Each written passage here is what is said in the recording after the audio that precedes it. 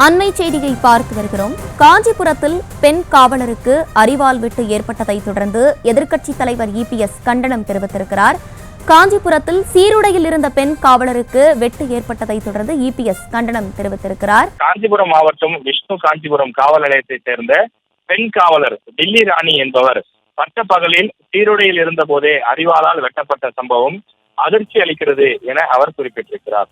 தனிப்பட்ட விரோதத்தால் கணவரே வெட்டியுள்ளதாக செய்திகள் வந்தாலும் உண்மைத்தன்மை கண்டறிவதற்கான அந்த தீவிர விசாரணை நடைபெற வேண்டும் எனவும் அவர் கேட்டுக் கொண்டிருக்கிறார்.